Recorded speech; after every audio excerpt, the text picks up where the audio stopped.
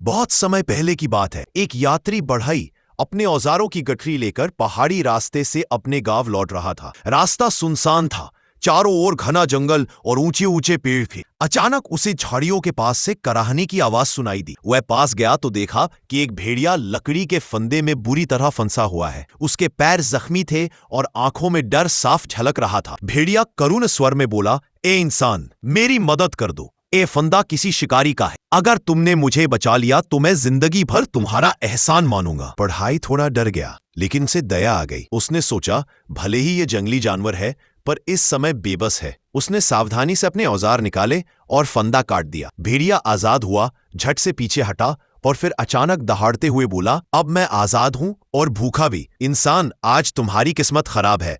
अब तुम ही मेरा भोजन बनोगे। बढ़ई घबरा गया और बोला, अरे, मैंने तो तेरी जान बचाई है। क्या यही इंसाफ है? भेड़िया हंसते हुए बोला, दुनिया का यही नियम है। नेकी का बदला अक्सर बुराई ही मिलता है। दोनों में बहस होने लगी। आखिर बढ़ई ने कहा, चलो किसी तीसरे से फैसला करवा लेते हैं। जो वह कहेगा वही मंजूर होगा। भेड़िया मान गया, क्योंकि उसे पूरा भरोसा था कि फैसला उसके पक्ष में ही आएगा। थोड़ी दूर चलने पर उन्हें एक बूढ़ा ऊंट मिला जो रास्ते के किनारे बैठा सुस्ता रहा था। बढ़ई ने सारी कहानी सुनाई और पूछा, बताओ बाबा, क्या नेकी का बदला बुराई होना चाहिए? ऊंट ने लंबी सांस ली और बोला, जब मैं जवान था तो रेगिस्तान में दिन रात बोझ ढोता था। मेरा मालिक मुझे पानी और चारा देता था। लेकिन अब जब मैं बूढ़ा हो गया हूं तो उसने मुझे अकेला छोड़ दिया। इसलिए मैं कहूंगा, नेकी का बदला अक्सर बुराई ही होता है। भेड़िया खुशी से उछल पड़ा, सुना, फैसला मेरे हक में है। बढ़ई ने हाथ जोड़कर कहा, बस एक और फैसला करवा लेते हैं। आगे चलकर उन्हें एक खेती की रखवाली करने वाला कुत्ता मिला। फिर से पूरी कहानी सुनाई गई। कुत्ता बोला, मैंने सालों तक अपने मालिक के खेतों की रखवाली की, चोर भगाए, रात रात भर जागा, लेकिन जब मैं बूढ़ा हो गया तो उसने मुझे मारने के लिए छोड़ दिया। इंसान बड़ा स्वार्थी होता है, इसलिए मैं भी यही कहूंगा, नेकी का बदला बुराई ही है। भेड़िया ठहका मारकर बोला, दो फैसले हो गए, अब तो इंसाफ पूरा हुआ। बढ़ई कांपते स्वर में बोला, बस एक आखिरी फैसला, उसके बाद जो चाहो कर लेना। भेड़िया ने थोड़ी देर सोचा और बोला, ठीक है, आखिरी मौका। थोड़ी दूर जाने पर उन्हें एक जंगल में रहने वाला साधु मिला जो पेड़ के नीचे ध्यान कर रहा था।